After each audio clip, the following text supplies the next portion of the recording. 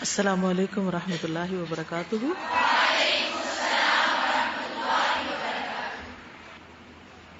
نحمده ونصلي على رسوله الكريم، اما بعد فاعوذ باللہ من الشیطان الرجیم، بسم اللہ الرحمن الرحیم، رب اشرح لي صدری ويسر لي امری واحلل عقدۃ من لسانی یفقهوا قولی۔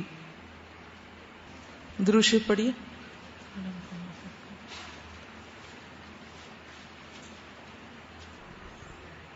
چلیے حدیث نمبر 92۔ عن ابی ہریرہ قال قال رسول اللہ صلی اللہ علیہ وسلم لا تکثر الضحک فإن کثرة الضحک تمیت القلب، رواہ ابن ماجہ کتاب الزہد۔ سیدنا ابو ہریرہ رضی اللہ عنہ سے روایت ہے کہ رسول اللہ صلی اللہ علیہ وسلم نے فرمایا، زیادہ نہ ہنسو کیونکہ زیادہ ہنسنا دل کو مردہ کر دیتا ہے۔ عن ابی ہریرہ قال قال رسول اللہ صلی اللہ علیہ وسلم لا تکثر الضحک فإن کثرة الضحک تمیت القلب، رواہ ابن ماجہ۔ رواہ ابن نہیں کہنا، رواہ ابن، کیونکہ رواہ ابن ماجہ، ابن فاعل ہے نا یہاں، رواہ ابن ماجہ کتاب الزہد۔ یہ جو لفظ ہے نا ضحک، یہ مصدر ہے، ضحک بھی ہوتا ہے ضحک بھی ہوتا ہے، تو اس لیے اس طرح بھی پڑھا جا سکتا ہے ضحک اور ضحک، لیکن ضحک نہیں پڑھتے، رائٹ؟ ضحک نہیں پڑھنا، کیا پڑھنا؟ ضحک یا ضحک، رائٹ؟ لا تکثروا، نہ تم کثرت سے کرو، نہ کثرت کرو، الضحک، ضحک یعنی ہنسی کی، بہت زیادہ مت ہنسو، بہت کہہ کے مت لگاؤ۔ کیوں؟ فإن کثرة الضحک، کیونکہ ہنسی کی کثرت تمیت، مار دیتی ہے، القلب، دل کو۔ ہنسی کی کثرت دلوں کو مار دیتی، دل مردہ کر دیتی۔ تو اس سے یہ پتہ چلتا ہے کہ دل کی جو موت ہے، تین طرح کے دل ہوتے ہیں نا، ایک ہوتا ہے قلب سلیم جو متقی کا دل ہوتا ہے، ایک ہوتا ہے قلب مریض جو منافق کا دل ہوتا ہے، اور ایک ہوتا ہے قلب میت جو کافر کا دل ہوتا ہے۔ تو انسان جب کثرت کے ساتھ وہ کام کرے جن سے روکا گیا اور خاص طور پہ نشاندہی کر دی گئی، تو اس سے دل بالکل بے حس ہو جاتے ہیں، پھر کوئی بات سمجھ نہیں آتی، پھر دین میں کوئی انٹرسٹ نہیں رہتا، شوق نہیں رہتا۔ اور چونکہ ایمان کا مقام بھی دل ہے، تقوی بھی دل میں ہوتا ہے، توکل بھی دل میں، رجا، خوف، یہ سب کچھ دل میں ہے، اللہ سے محبت دل میں ہے۔ تو اگر دل مردہ ہو جائے، دل بے حس ہو جائے، تو پھر ایمان بھی ناقص ہو گیا، کمزور ہو گیا یا ختم ہو گیا، اور اسی طرح اللہ پہ توکل نہیں رہتا، اللہ سے محبت نہیں رہتی، اللہ کا خوف نہیں رہتا، کوئی تقوی نہیں ہوتا، بس انسان ایک لاشے کی طرح یا ایک متحرک مشین کی طرح زمین پر چلتا پھرتا ہے۔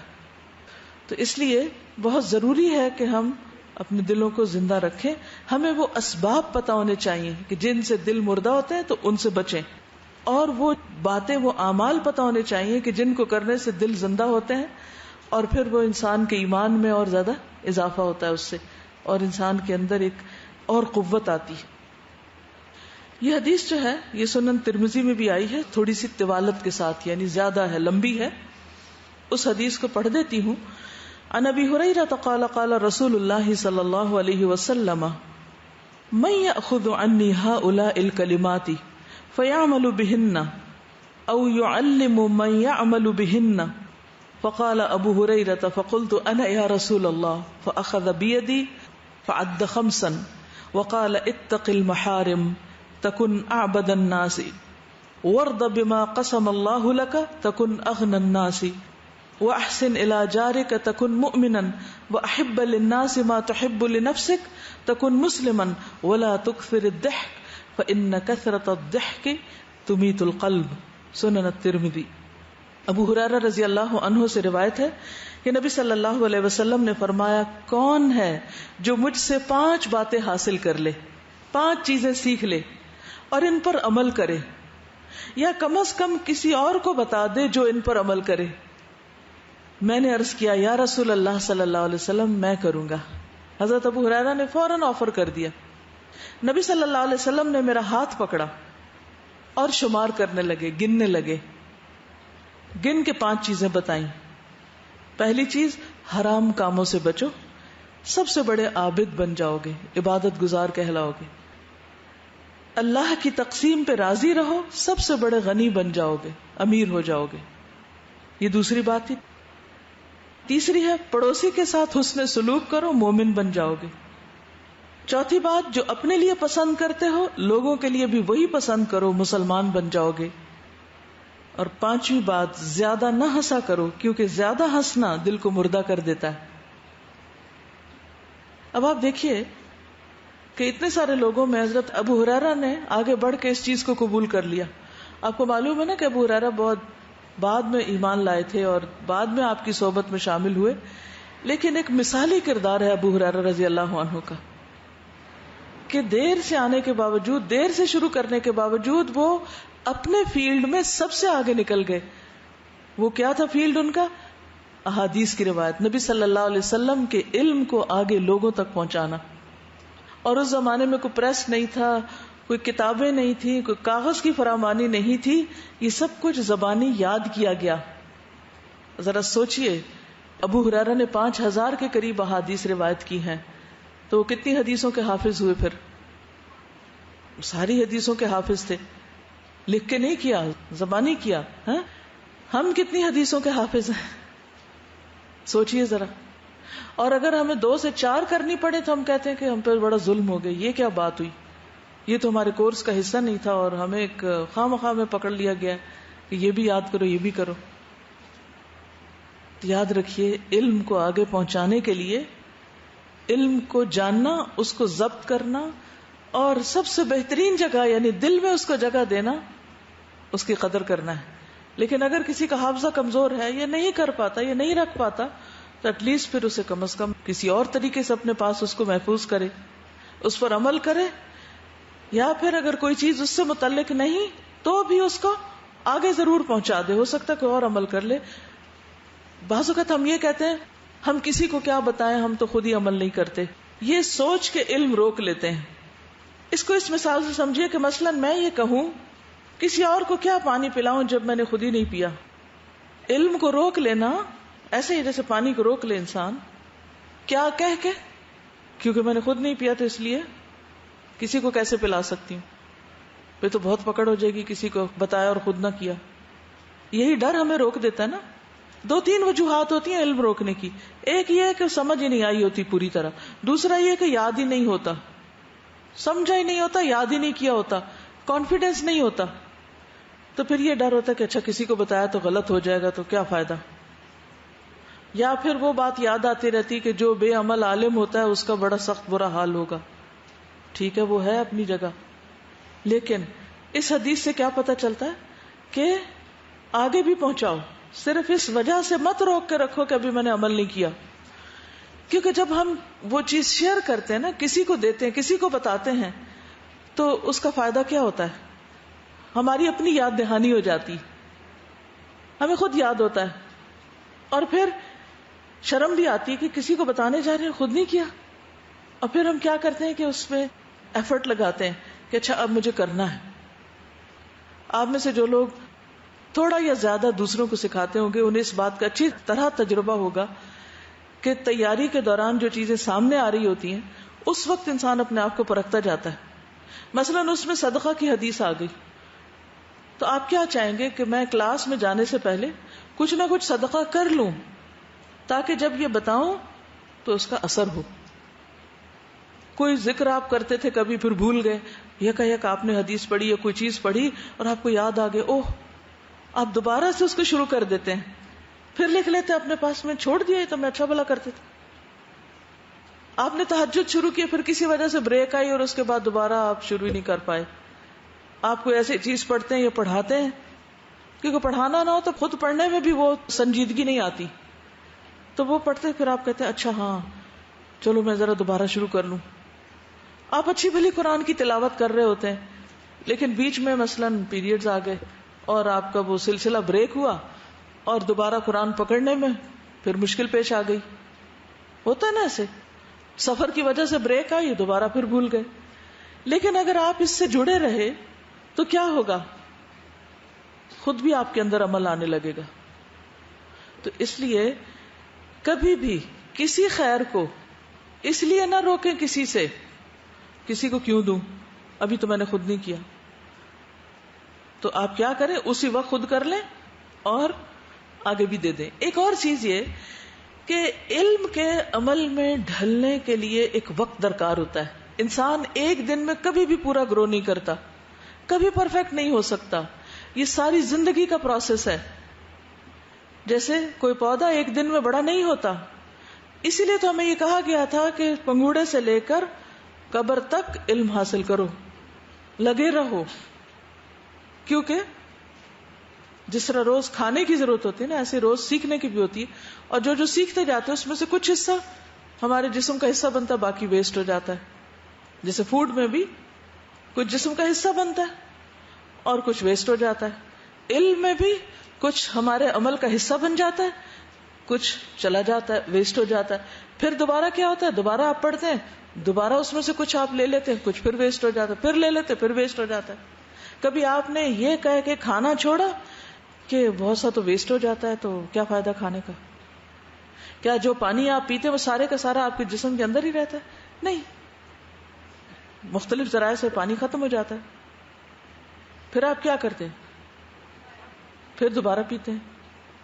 علم بھی اسی طرح ہوتا ہے, کچھ ٹک جاتا ہے, کچھ چلا جاتا ہے, پھر لے لیتے ہیں, پھر لے لیتے ہیں, پھر لے لیتے ہیں, اور ساری زندگی اسٹرگل کرتے ہیں. ٹھیک ہے, تو خاص طور پر اس حدیث کو آپ نے پھر آگے شیئر کرنا, کیونکہ نبی صلی اللہ علیہ وسلم نے فرمایا تھا کہ کوئی ہے جو مجھ سے لے لے تو آپ بھی اس لائن میں شامل ہو جائیں, آپ بھی اس چین کا حصہ بن جائیں, آپ بھی اس موتیوں کی لڑی میں ایک موتی بن جائیں, آپ بھی اپنا نام اس میں لکھوا دیں کہ جن کو نبی صلی اللہ علیہ وسلم نے فرمایا کہ عمل کرے یا پھر آگے ہی کسی کو بتا دے کہ وہ عمل کر لے. تو اصل میں حدیث بہت اہم ہے, اور اس میں جو دل کی حالت ہے اس کا ذکر کیا گیا ہے. یہ ہم سب کو پتا ہے کہ دل ایک حالت میں نہیں رہتا. معلوم ہے دلیل کیا ہے؟ قلب کو قلب کس لیے کہتے ہیں؟ دل الٹ پلٹ ہوتا رہتا ہے. یہ حدیث ہے, یہ کوئی ڈکشنری میننگ ہے؟ یا مقلب القلوب ثبت قلبی علی دینک, تو اس کا مطلب ہے اللہ تعالیٰ دل کو الٹاتے پلٹاتے رہتے. رسول اللہ صلی اللہ علیہ وسلم نے فرمایا قلب کو اس لیے قلب کہتے ہیں کہ وہ پلٹتا رہتا ہے. یہ آپ کی ڈیفینیشن ہے.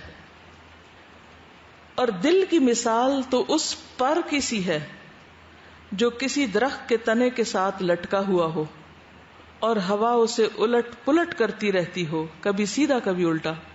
آپ نے دیکھا ہوگا کبھی یہ جو گڈیاں اڑاتے ہیں نا تو وہ درختوں کے ساتھ اڑ جاتی ہیں, کبھی دیکھیں, یا کوئی چیز آ کے اٹک جاتی, یا کوئی پر کسی پرندے کے اٹک جاتے ہیں. پھر ہوا چلتی تو کیا ہوتا ہے, کبھی ادھر کبھی ادھر, کبھی ادھر کبھی ادھر, کبھی سیدھا کبھی الٹا, کبھی سیدھا کبھی الٹا. دل بھی ایسا ہی ہوتا ہے. اس کو قرار نہیں ہے کہ ایک جگہ پکڑ کے اس کو آپ روک لیں. ایک تو ہر وقت حرکت میں دھڑکتا رہتا ہے, اور اسی طرح ہر وقت الٹ پلٹ ہوتا رہتا ہے. یہ مسند احمد کی روایت تھی.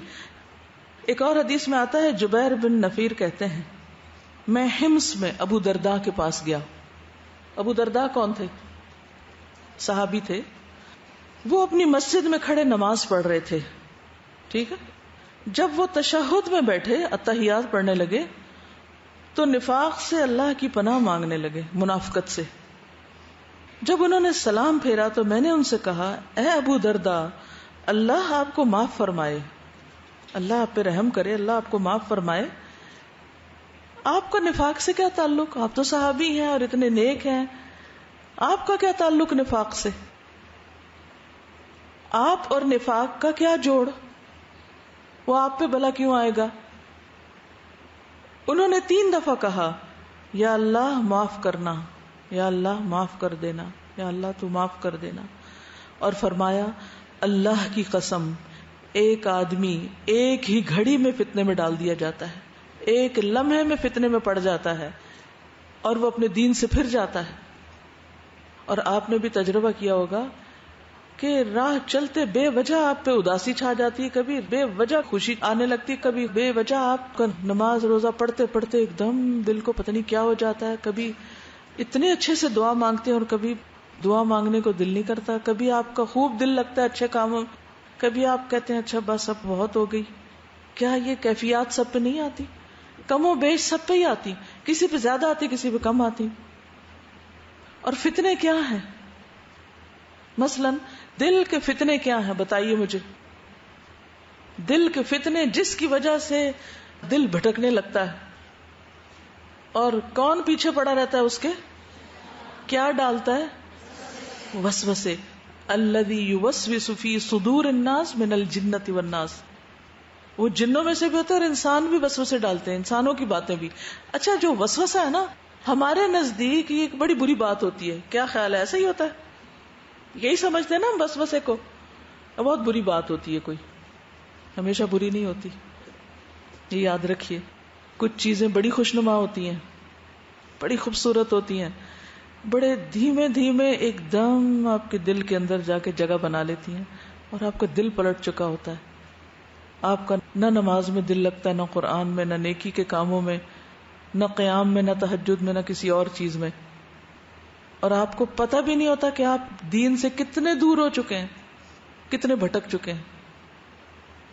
بعض اوقات وہ بڑے خوبصورت خیال ہوتے ہیں, بعض اوقات وہ بڑی سویٹ ڈریمز ہوتی ہیں, اور انسان ٹریپ میں آ جاتا ہے. کسی بھی حرام چیز سے, کسی بھی غلط چیز سے اس کا ٹکراؤ ہوتا ہے, اور وہ یہ سوچے بغیر کہ یہ میرے لیے جائز نہیں, میرے لیے جائز نہیں, انسان اس میں پھنس چکا ہوتا ہے اور اچھے بھلے دلدل میں جا چکا تھا کہ باہر نکلنا بھی مشکل ہوتا ہے. یہ بہت بڑا فتنہ ہوتا ہے. کوئی اس پر کچھ کہے گا؟ کیونکہ جب تک خطرات ہمیں پتہ نہیں تو ہم اپنے آپ کو پہچان بھی نہیں سکتے. مثلاً کیا ہو سکتا ہے؟ بری ہی چیز کو ہم سمجھتے ہیں نا. تو کل کی ہی بات ہے کہ میری بہن کی بیٹی ہوئی, تو میرا نا دل میں بار بار خیال آئے کہ میں نے اس کو دیکھنے جانا ہے, اور اس کی وجہ سے میرا پھر کسی چیز میں دل نہیں لگ رہا تھا.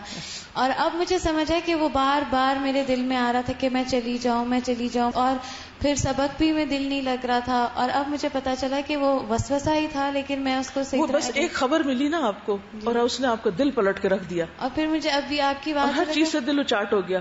اب کچھ اور اچھا ہی نہیں لگ رہا, بس دل یہی چاہ رہا کہ فوراً وہاں پہنچوں اور دیکھوں. اور پھر ارد گرد کے لوگ بھی میرے سے پوچھیں کہ تم نے جانا نہیں, تو پھر میرا دل اور بھی زیادہ اداس ہو. اور اب مجھے پتا چلا کہ یہ بھی ایک وسوسہ ہے. بالکل یہ ایک وسوسہ ہوتا ہے. تو فتنے آتے ہیں آنکھوں اور کانوں کے ذریعے, یاد رکھیے یہ دو جگہیں. اور ناک پہ تو شیطان بیٹھا ہی رہتا ہے, ٹھیک. اچھا, کانوں اور آنکھوں سے. کان سے انسان کوئی خبر سنتا ہے, کوئی بات سنتا ہے, کسی کا کوئی خاص اسٹائل, کسی کی گفتگو کا, کسی کے گانے کا, کسی کا کچھ. اور آنکھوں سے انسان کچھ چیزوں کو دیکھتا ہے. یہاں سے فتنے داخل ہو جاتے ہیں دل میں. اللہ نے دونوں جگہ بال لگا کے فلٹر لگائے ہوئے فزیکلی آنکھ ناک کی حفاظت کرنے کے لیے. کان کے آگے بھی چھوٹے چھوٹے بال ہیں. جو چیزیں گرد و غبار کی شکل میں ہمیں نقصان دے سکتی ہیں وہ یہاں اٹک جاتی ہیں, اور ہمارے اندر صاف ہوا جاتی ہے پھر.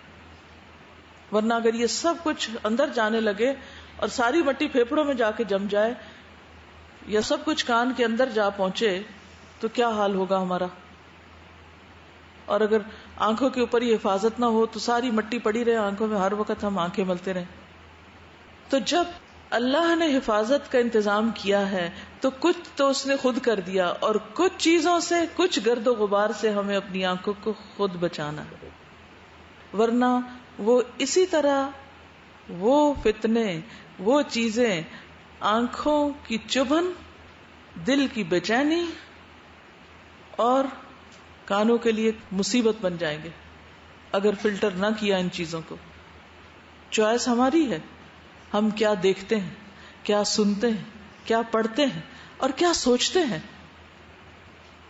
اماجگاہ تو دل ہے، لیکن دروازے یہی ہیں جن سے یہ سب کچھ اندر جاتا ہے، اور انسان کے دل سے اللہ کی محبت کی مٹھاس ختم ہو جاتی ہے، اور دوسری چیزیں جو اس محبت میں خلل ڈال دیتی ہیں وہ اس کو بیکار کر دیتی ہیں. تو انہوں نے اللہ کی قسم کھا کے کہا کہ آدمی صرف ایک گھڑی میں، وہ پتہ نہیں چلتا وہ گھڑی کیا تھی، کب آئی، اور ہم کیا سے کیا بن گئے. ایک گھڑی میں فتنے میں ڈال دیا جاتا ہے اور وہ اپنے دین سے پھر جاتا ہے. اور بعض اوقات دین کے نام پر اصل دین سے پھر جاتا ہے.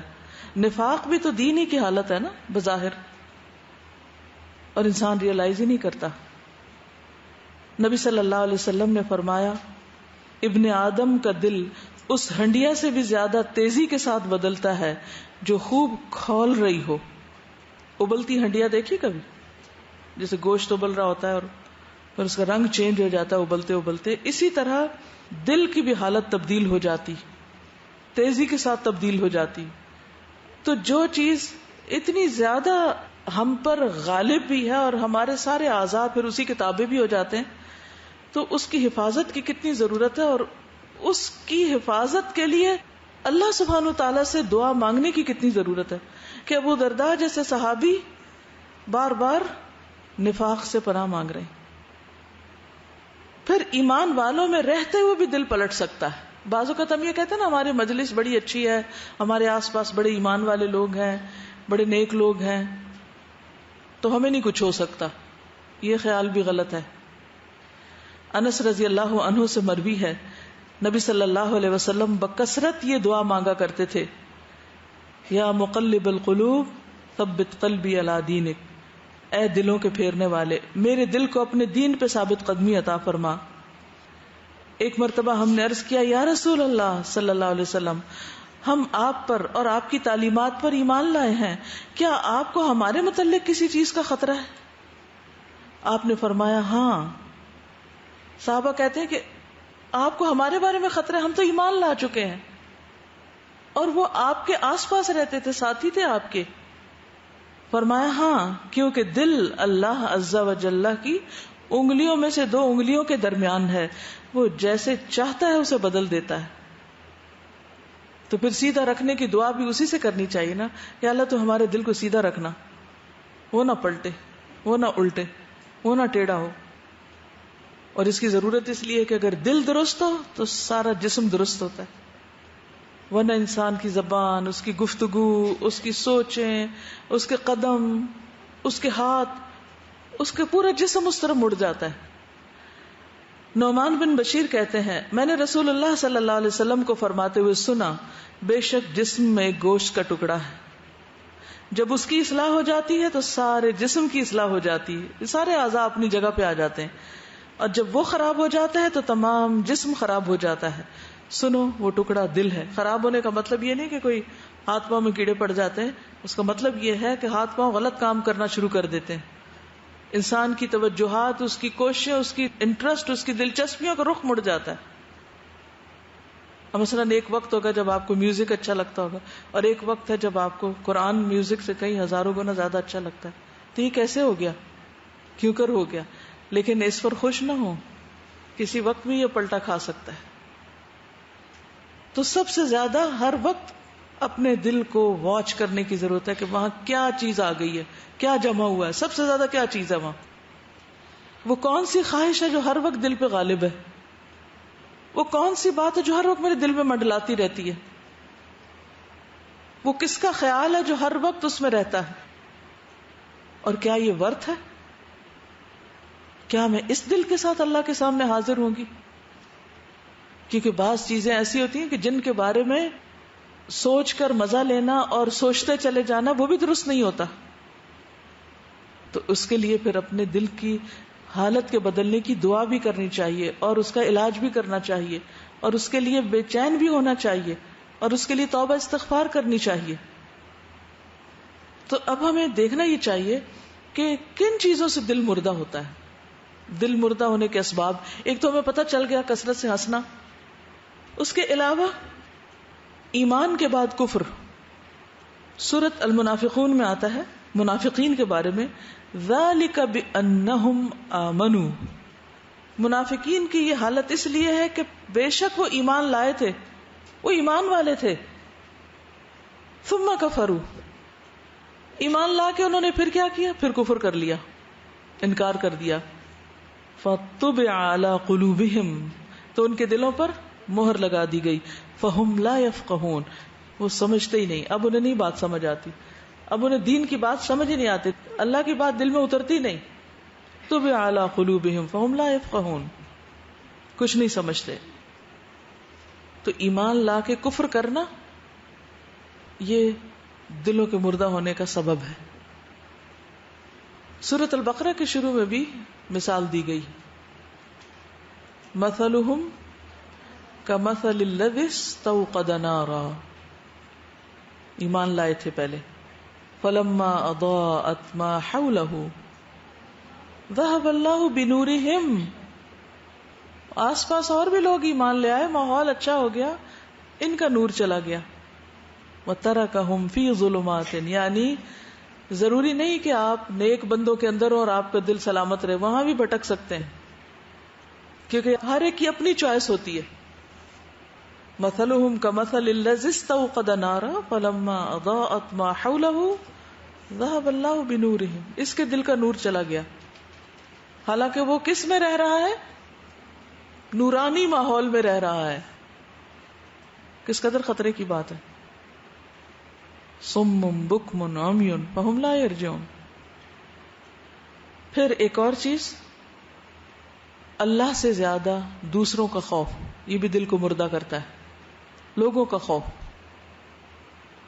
سورۃ التوبہ 127، وَإِذَا مَا أُنزِلَتْ سُورَةٌ نَظَرَ بَعْضُهُمْ إِلَى بَعْضٍ هَلْ يَرَاكُمْ مِنْ أَحَدٍ ثُمَّ انصَرَفُوا صَرَفَ اللَّهُ قُلُوبَهُمْ بِأَنَّهُمْ قَوْمٌ لَا يَفْقَهُونَ. جب کوئی سورت نازل ہوتی ہے تو یہ منافق آنکھوں ہی آنکھوں میں ایک دوسرے کی طرف اشارہ کر کے پوچھتے ہیں، کیا تمہیں کوئی مسلمان دیکھ تو نہیں رہا، کوئی دیکھ تو نہیں رہا؟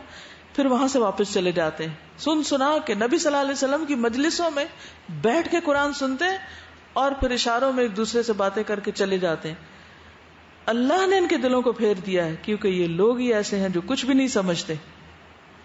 یعنی اس سے آپ اندازہ لگائیں کہ بعض لوگ قرآن کی مجلس میں بیٹھ کر بھی فائدہ نہیں اٹھا سکتے. سمجھ آئی؟ کیونکہ ان کی دلچسپی کس میں نہیں؟ کیا دلچسپی نہیں ان کی؟ قرآن دلچسپی نہیں، وہ کسی اور مقصد اور کسی اور نیت سے آتے ہیں اور اسی کے ساتھ پھر چلے جاتے ہیں، اور جو وہاں بٹ رہا تھا ان کو کچھ بھی اس میں سے حصہ نہیں ملا. تو کبھی اس غلط فہمی میں، کبھی اس خوش فہمی میں نہ رہیں کہ ہم نیک لوگوں کے ساتھ ہیں، ہم نیک لوگوں کے بیچ میں ہیں، ہم قرآن کی مجلس میں ہیں.